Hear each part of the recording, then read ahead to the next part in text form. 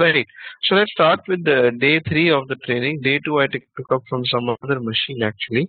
So let's start with day 3, and we'll be starting with the concepts of object-oriented programming in Java language, and we'll be seeing how they are implemented in Selenium. Right. I'll just include all the Selenium jar files in the project. Hold on.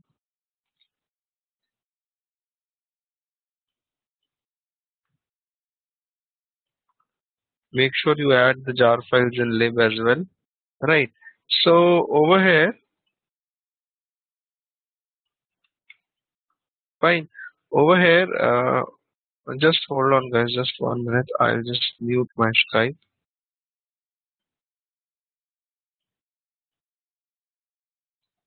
Right. So over here, fine. We have included all the jar files, and this is the source folder. Okay. I'll just create a new class over here known as Selenium example. Right. So what we did in the last class, okay, was that we saw there are different drivers. We saw there is Firefox driver, we saw there is a Chrome driver, we saw there is I driver. Right. You could create the object of Firefox driver, I driver, Chrome driver, and work with it. I was doing something like this: Firefox driver f equals to new Firefox driver. Fine. I did something like this. Okay. And when I was executing the code, a driver was launching. Right. Similarly, we had the object of Chrome driver. Right. I had to write something like this: Chrome. You see that Firefox launches. Right. We saw these things, right? Right. Chrome driver C equals to new Chrome driver. Right. Before that, we had to set the system property. Remember, system property for a Chrome driver. Right. Similarly, we had got I driver. Okay. You set the system property for I driver, and then create the object of Internet Explorer driver. Right. Say I equals to new Internet Explorer driver. Right. Now the problem over here is that these are three different classes. Okay. These are three separate classes inside Selenium. Okay. The question which comes up is that will you have to learn the features of each and every of these classes separately? Right. If I'm going to the website seleniumhq.org, right, then inside the Java documentation you will see that these are separate classes. Okay, under download link you will have the Java doc, and in Java doc you will see that these are separate classes, right? For example, Chrome driver is over here, right? So the answer to that comes up from the concept of interfaces, that will I have to learn each and every driver separately? Tomorrow you'll have HTML unit driver. If some new browser launches, you'll have a separate driver for that. Okay, will you have to learn every driver separately? Okay, so I'll answer that first. Let me explain you the concept of interfaces in Java language. I'll create a new class over here. Fine. Or hold on. I'll create a new interface, not a class, interface. Fine. And suppose I call that interface as, say, mobile or cell phone. Fine. Now, what is an interface? Public interface, cell phone. Interface is something which is not complete. Okay, but still it gives you the complete information about the application. For example, a very common example which I always give is that when you go to a restaurant to have food, okay, you actually look at the a la carte menu, right? You look at the menu and you decide that fine, what all you want to eat, right? That menu is in front of you is like an interface. It tells you what the restaurant is offering. Or for example, you're buying a book. You always look at the cover face and try to get hold of the topics which are not in that book, right? Which gives you a little idea of that book, what it does, right? So interface is something like that as well. You can actually uh, define what your application is supposed to do inside an interface, right? Just a minute, guys. Surya, I think you've joined the meeting 2 times. Can you just leave once? I'll ask somebody else to join in because there is a top cap of 25 people in the training. I request you to do that. Right. I think you joined in 2 times. Right, Surya? Yeah, fine. So this is the public interface cell phone. Fine. So I can write something like this over here. Public void call. So call is a function inside this interface. Then public void recharge. Fine. So I've kept two functions in the interface. Okay. I haven't kept the bodies of these functions. Fine, but I have just kept these two functions inside the interface. I hope you understand my point. So in interface, you cannot have the body, you cannot have the method bodies, but you will just declare the methods, right? Just by looking at the methods, you can come to know what the interface is supposed to do or what the application is supposed to do. So it is like a skeleton structure for the application. Alright. So what is the usage of this interface?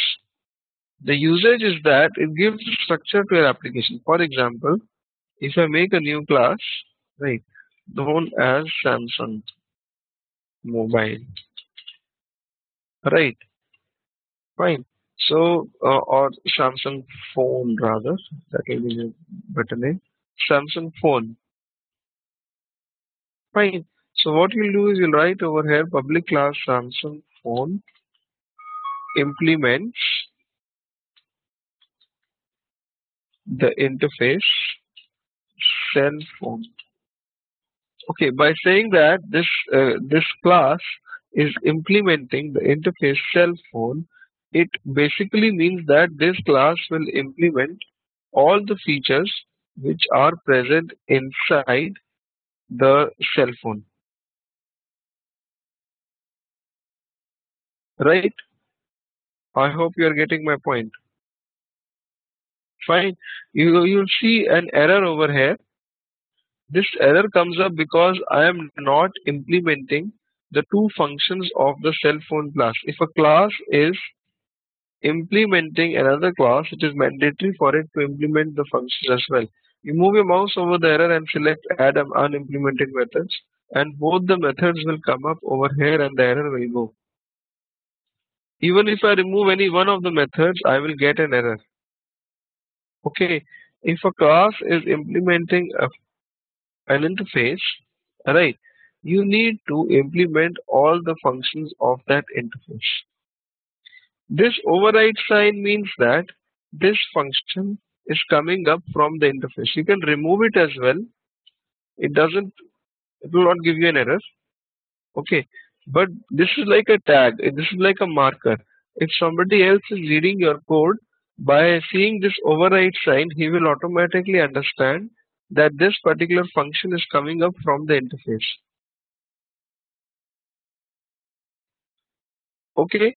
Right. So this is your function public void call. Okay, inside it I can write over here Samsung calling, and over here I can write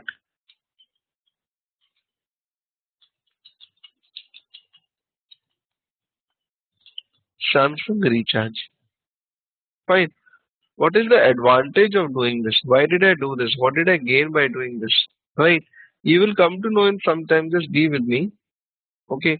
Similarly, if I create a new class, fine, and I name that class as right.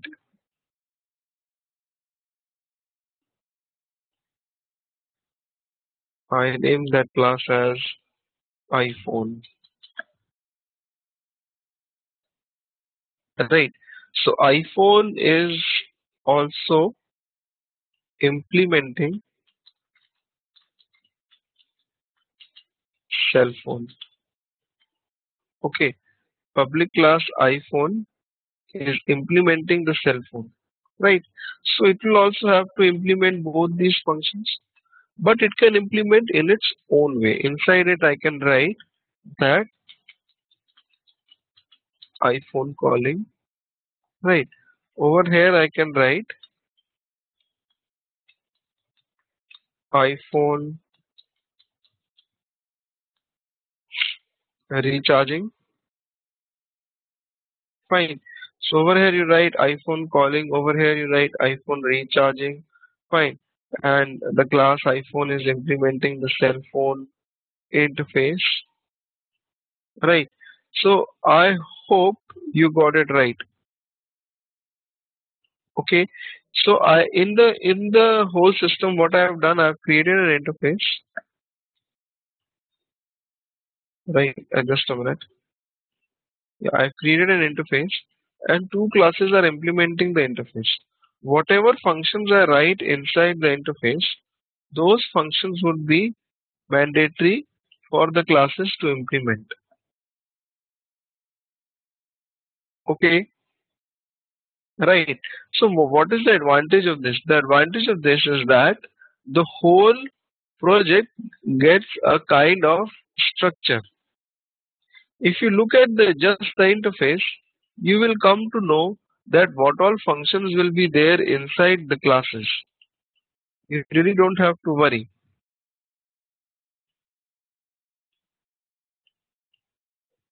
Okay, right. You really don't have to worry. Okay, I hope you got my point. Just hold on. Right, whatever functions are there in the interface, right, those will be implemented inside the classes. Right. Now in iPhone over here, yeah, Vina, you will actually you can actually do that.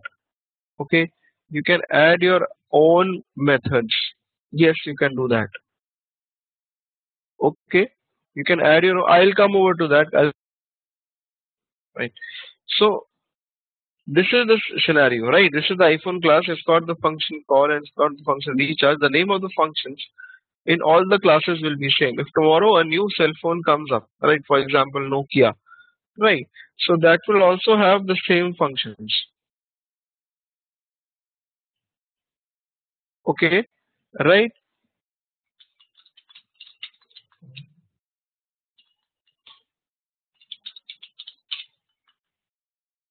Okay. So these will be the functions which will be present in any other class as well. Now, what you need to do? Okay, what is the advantage of this? Right? We'll look into it. I'll create a new class. Right? For example, user who is using the cell phone. Fine. I create the class as say I create an object. Say I create the object of Samsung phone S equals to new Samsung phone. Okay. And I also create the object of iPhone I equals to new iPhone. Right. Both the classes have same functions but different implementations. You can call the functions since both the functions are non-static and call like this Samsung dot call Samsung dot uh, recharge. Okay. Then iPhone dot call iPhone dot recharge. Okay, when you run the program, it simply prints Samsung calling and Samsung recharge and iPhone calling and iPhone recharge. Right? When Samsung is calling the call function, it prints the Samsung recharge. That is but obvious, right? That's what we have studied earlier. Fine. Okay. Now, how this is used practically? Right? Practically, if you look at the documentation, right? In the documentation, whatever is written in italics is an interface. If you look at this mouse, right? Mouse is an interface. Okay. There are all these functions are there inside the mouse interface. Click, context click, double click, right? And these are the two classes which are implementing the interface, right? Similarly, everybody has heard about the word WebDriver. Okay, what is WebDriver? Technically, WebDriver is an interface. Okay, inside that interface, you have got lot of classes which are implementing the interface, like Chrome driver, Event Firing driver, Firefox driver, Internet Explorer driver, Remote Web driver. Remote Web driver is used in GRID, Selenium GRID. Okay, Safari driver. Okay, so all the driver classes are implementing the interface. So it really doesn't matter over here if you look at the class Selenium example, whether you are creating the object of Firefox driver or Chrome driver or Internet Explorer driver, the functions which you will be getting in each and every driver would be the same, because all these driver classes are implementing the WebDriver interface. So you really don't have to worry about learning each and every of these classes separately. Are you getting my point? I hope you are getting my point, what I mean to say over here. So tomorrow if you want to learn about Safari driver, you really don't need to learn the functions present in Safari driver separately. It's implementing the WebDriver interface, so everything is coming from the WebDriver interface. For example, if I have to navigate to a website, then the function is f.get. You give the website name http say gmail.com. Similarly, in case of Chrome driver as well, you have the same function get. Right.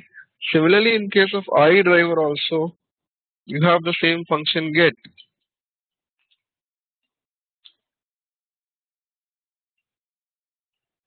Okay.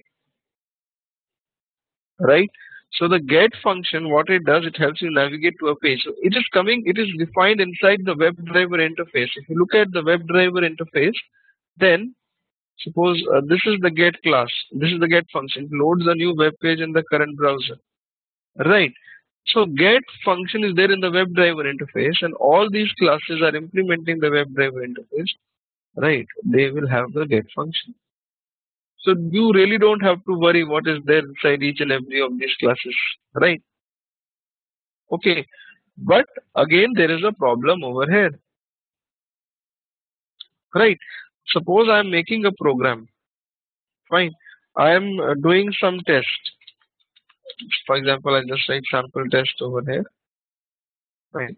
And I want to execute the same code on different browsers. Given the browser of my choice, okay, first I want to say execute on Chrome, then on Mozilla, then on IE, right? Say I am writing my browser name over here as Chrome. This will generally be read from an XLS file or a properties file, basically from some external file. I'll create an Excel file in which I will write that the browser on which I want to test is Chrome. But right now I'm putting it into the code because I have not explained you how to read these files. Okay, right. Depending on the browser name, I want to start up my driver class. So how will you do that? Anyone? How will you do? If I'm writing Chrome driver, then Chrome over here, then I need to initiate Chrome driver. If I'm writing Mozilla, then I need to initiate uh, Firefox driver. So anyone, how will I accomplish this? You can use if else. Like, okay, common sense says that like everybody is saying use if else statements.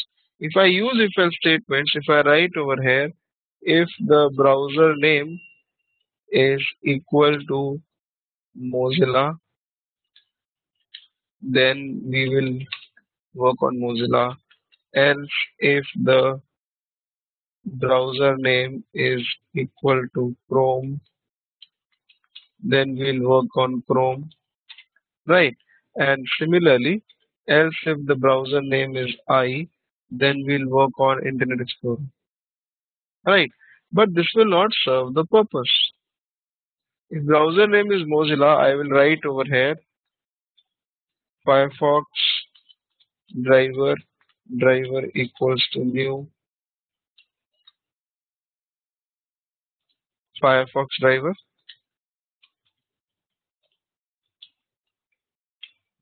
Okay, if it's Chrome, right, then I will write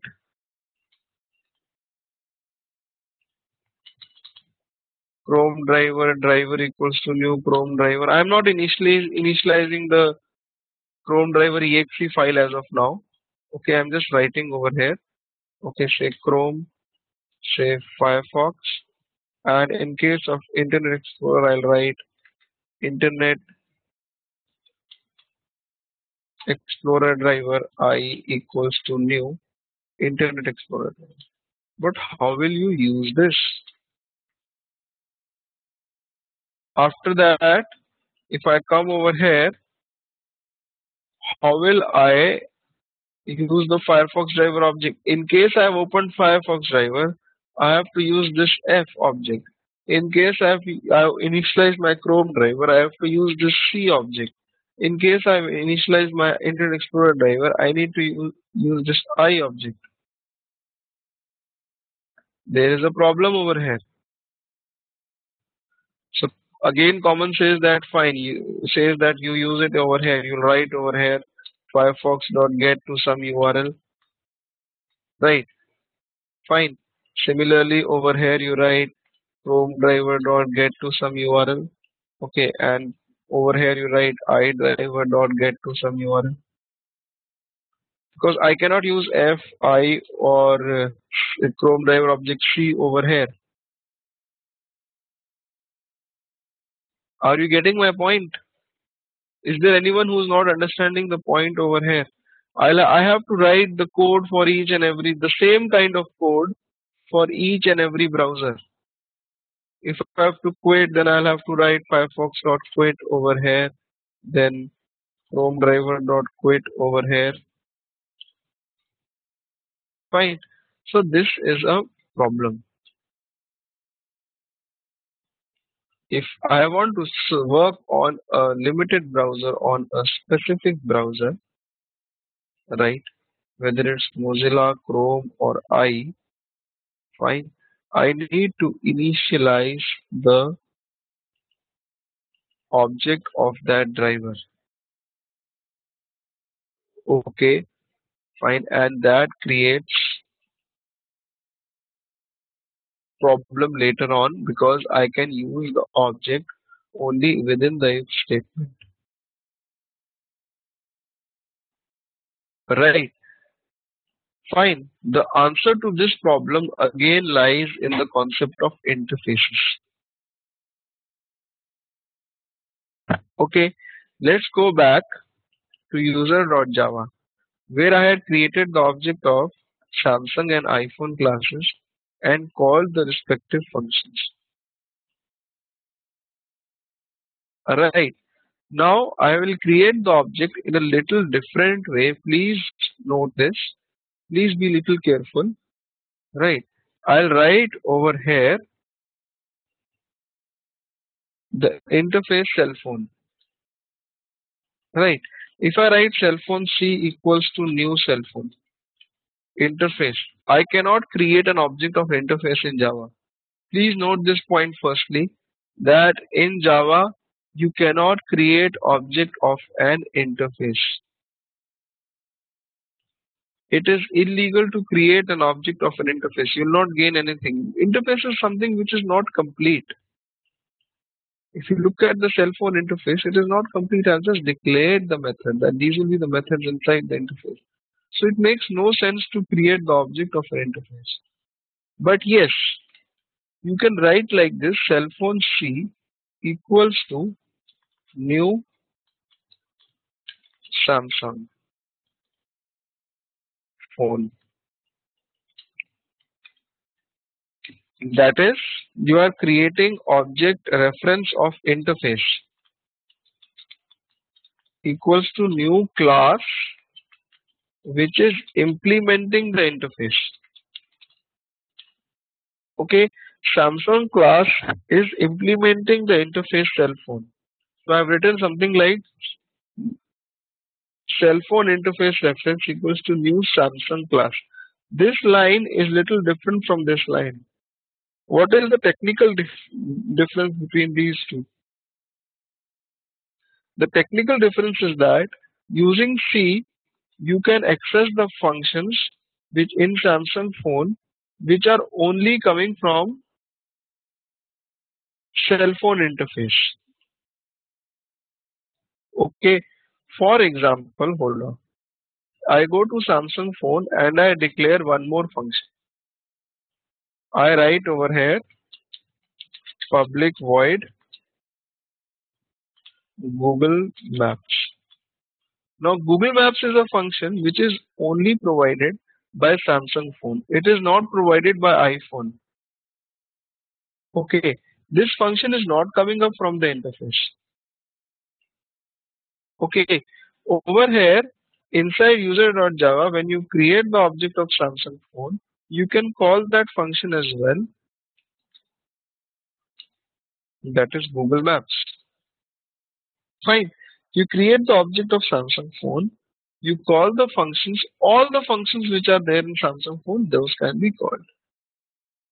Right. But you create the object of Samsung phone like this. That is interface reference or of cell phone.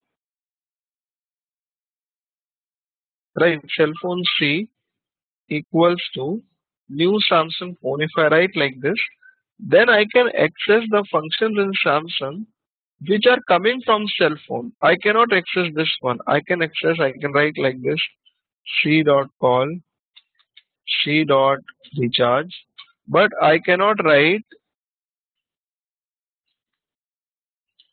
c dot Google Maps. If you give me an error. What is the advantage of writing like this?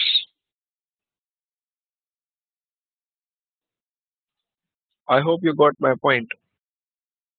Are you able to understand this much? If there is anyone who is not able to understand this concept, please let me know.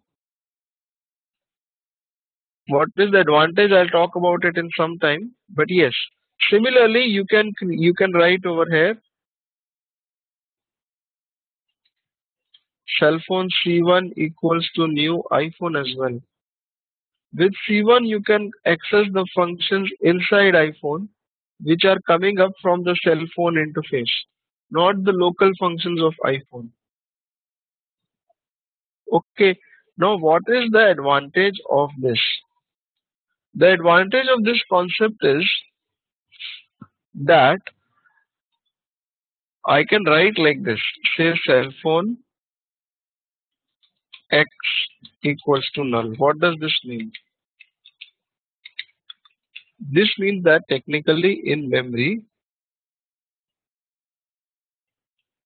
X is not pointing anywhere. Okay, X is not pointing anywhere. Right. Depending on the scenario, you can make X point towards anything. You can write X equals to new Samsung phone. Okay, or you can also make X point towards new iPhone.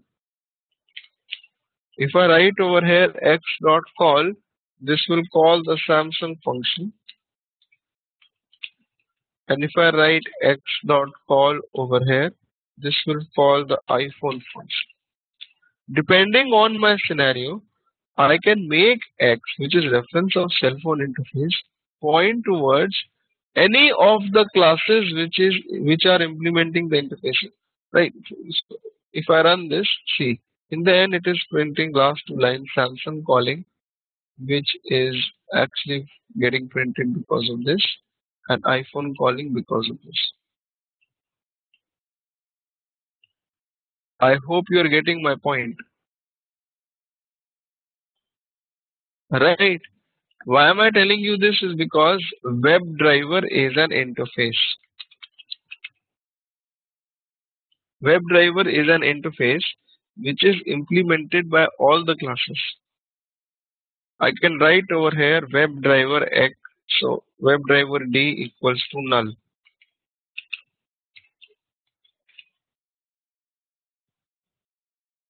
Fine. Depending on my requirement,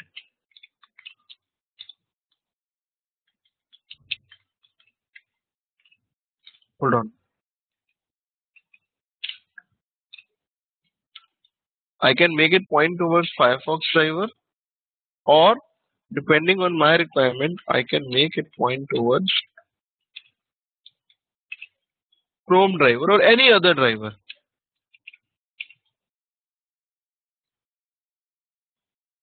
Right? Okay. Because all these drivers are implementing the WebDriver interface. If there is anyone who is not understanding, please let me know. This is very important and this we will be using throughout the course. Okay. So over here I made this code. I'll comment everything.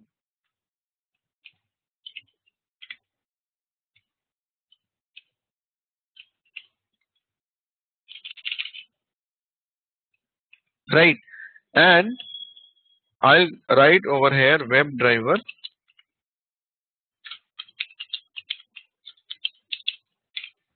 WebDriver driver equals to null. Fine. And then we can keep conditions like this. That if browser name is Mozilla, then make the driver point towards new Firefox driver.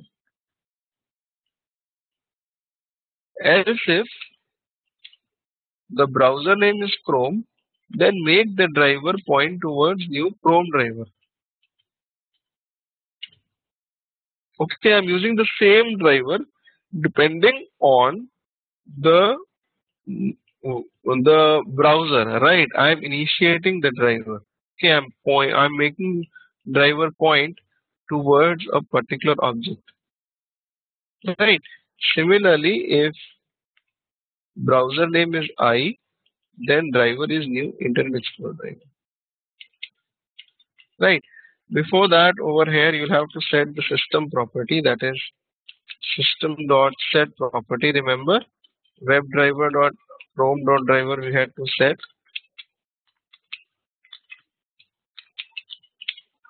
and value is actually the path to Chrome driver exe in your PC.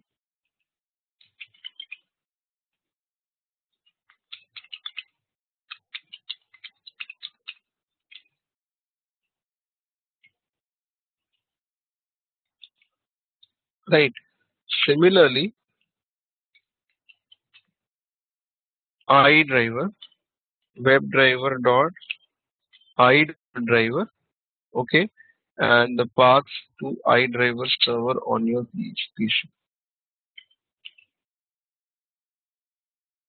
Fine. Once the driver is initialized, you can call the functions. You can write driver.get, get to a particular website, http yahoo.com. Right. Then driver.find element. This command is used to find an element on the page. Okay. Or print the title of the page, that is driver dot get title. All these functions would be same for all the drivers. Get, get title, find element, or driver dot quit. This will close the browser. Fine, because all these classes implement the WebDriver interface, right? These are all the functions which are coming up from the WebDriver interface. Okay, but we are using the reference of WebDriver over here, right? Is there anyone with any question till now?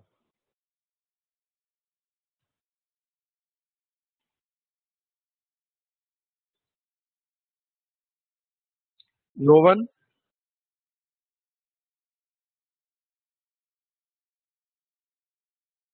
Can I repeat the last point? Last point which I told you was that every driver is implementing the WebDriver interface. All the driver classes will have the same functions. I told you, right?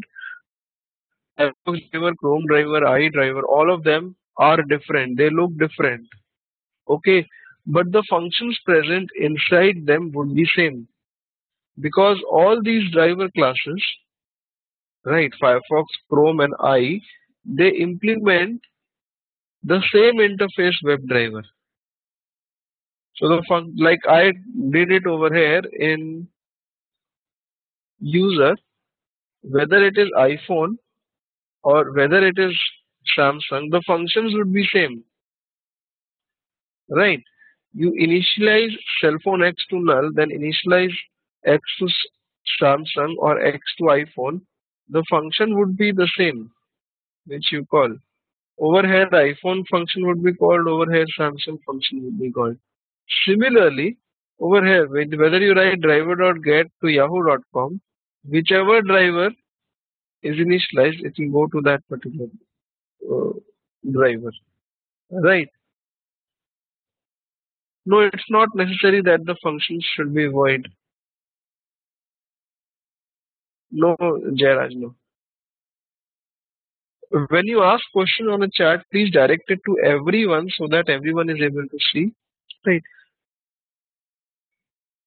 This will not work without WebDriver driver equals to null. You have to declare WebDriver in the beginning, driver to null in the beginning, and then initialize driver to the browser of your choice.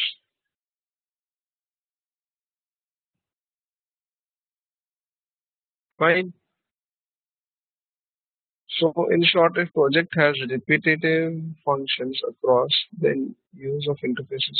Yes, use of interface is always beneficial. Okay, right. Use of interface is always beneficial. It will give a structure to your application.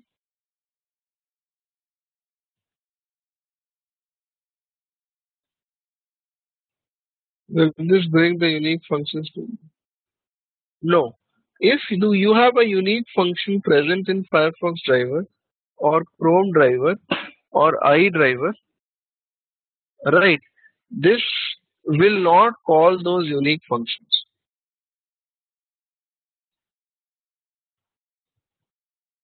Okay, this will not call those unique functions. But there are hardly any unique functions like that.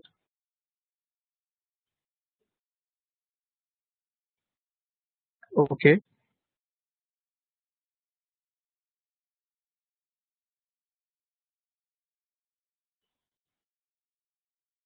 Any questions from anybody?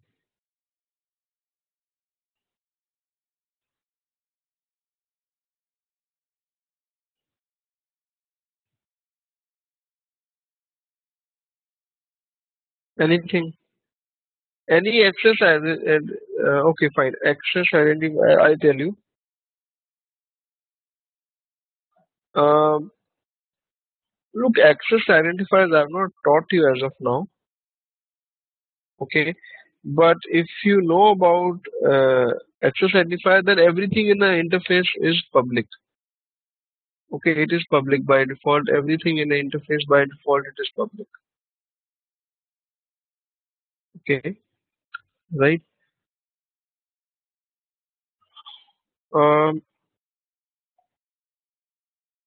Now, moving further, right? This was about interfaces, right? This was about how interface is used inside Selenium. Fine.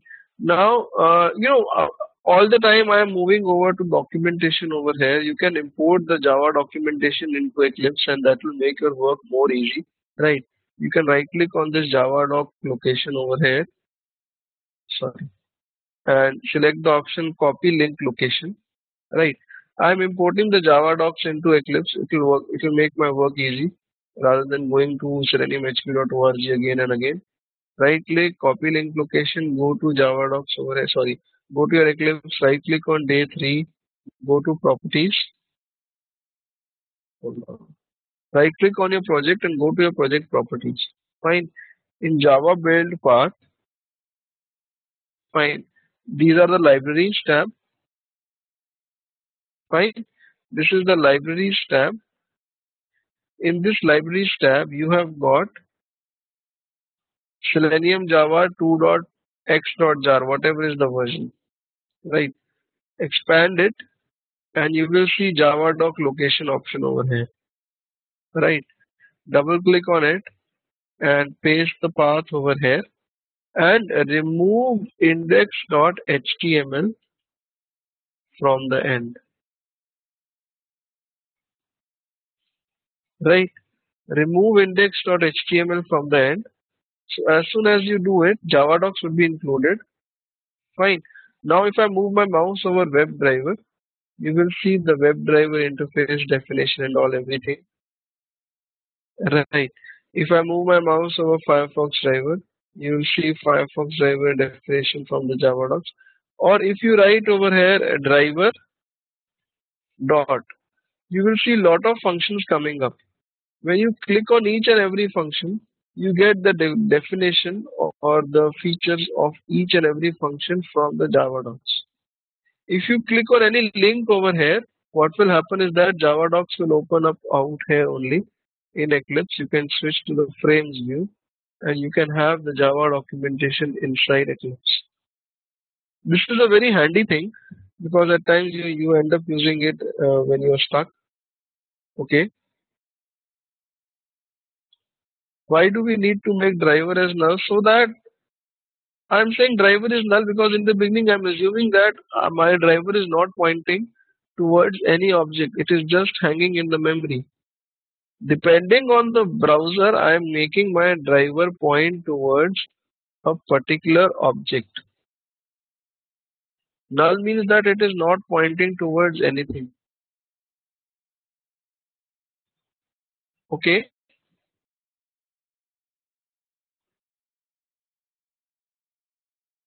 right? Fine. So I'll stop here. Okay, the next topic which I want to talk about is how to detect elements, how to identify elements. For identifying elements, there are a lot of mechanisms. ID, name is there, XPath is there. So I'll talk about it tomorrow. Okay, what are the various identification mechanisms which you use in Selenium, right? How you can detect your objects, how you can build your XPaths. Fine. And regarding day 2 video class, let me look at it. Let me look at the video. What is the issue? And I'll upload the new video again, and I'll email you the new video. Fine. Okay. Or meanwhile, I'll give you a URL. You can check that URL in another 4 to 5 hours. You will have the videos of the recorded sessions for this class on that URL. You can go to this URL. Hold on. Right now it will not be active. Just hold on.